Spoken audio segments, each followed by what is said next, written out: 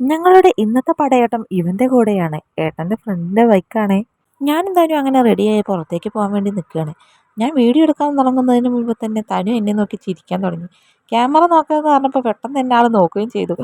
ഈ കുട്ടീനെയും കൊണ്ട് നടന്ന് വാതിൽ പൂട്ടി ഞാൻ പുറകെ വരാമെന്ന് ഏട്ടൻ പറയുന്നത് കേട്ടപ്പോൾ തന്നെ ഞാൻ പുറത്തേക്ക് ഇറങ്ങി നടന്നു. അങ്ങനെ ഏട്ടൻ ഞങ്ങളുടെ പുറകെ തന്നെ വണ്ടിയെടുത്ത് വന്നു. എന്നാണാവോ ഈശ്വരാ നമുക്ക് സ്വന്തമായിട്ടൊരു വണ്ടി എടുക്കാൻ പറ്റുക എന്ന് പറഞ്ഞുകൊണ്ട് ഞാൻ അങ്ങനെ വണ്ടി കയറി. ഏട്ടൻ ഹെൽമെറ്റ് ഇട്ട് കണ്ട തനു ഒരേ കരച്ചിലായിരുന്നു ആദ്യം. പിന്നെ ഏട്ടൻ ഹെൽമെറ്റൊക്കെ ഊരി ആളെന്ന് കൂളാക്കി. അങ്ങനെ വണ്ടി കയറി നമ്മളങ്ങനെ യാത്ര തുടങ്ങി. ഏട്ടൻ്റെ കൂടെ ബൈക്ക് റൈഡിനൊക്കെ പോകാൻ എനിക്ക് ഭയങ്കര ഇഷ്ടമുള്ള കാര്യമാണ്. അത് പിന്നെ എല്ലാ ഭാര്യമാർക്കും അങ്ങനെ തന്നെ ആയിരിക്കുമല്ലോ അല്ലേ.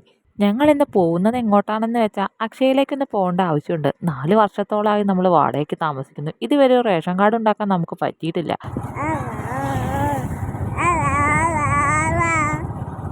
ഞങ്ങളങ്ങനെ തനു പറയുന്നതും കേട്ട് അങ്ങനെ വന്നു.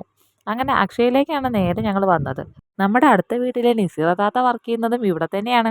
ഞങ്ങളങ്ങനെ അക്ഷയയിലേക്ക് എത്തി. വലിയ തിരക്കൊന്നും ഉണ്ടായിരുന്നില്ല അക്ഷയയിൽ.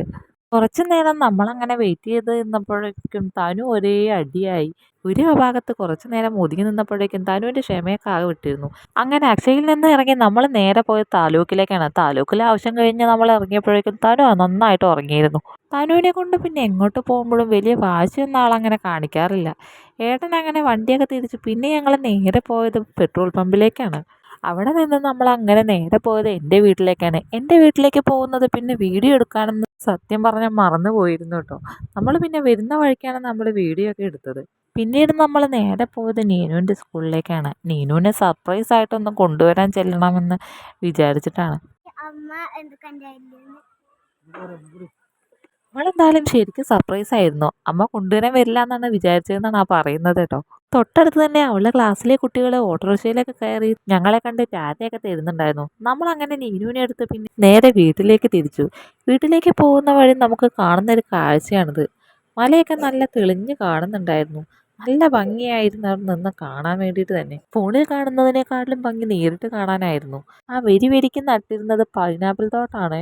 അവിടെ നിന്ന് നമ്മൾ നേരെ പോയത് പിന്നെ കടയിലേക്കാണ്. കടയിൽ പോയി കുറച്ച് സാധനങ്ങളൊക്കെ അവിടെ നിന്ന് വാങ്ങി നമ്മൾ നേരെ വീട്ടിലേക്ക് തിരിച്ചു. മറ്റൊരു വീഡിയോയുമായി നമുക്ക് പിന്നീട് കാണാം. എല്ലാവരും സബ്സ്ക്രൈബ് ചെയ്ത് ലൈക്ക് ചെയ്യാൻ മറക്കരുതേ. അപ്പോൾ ബൈ.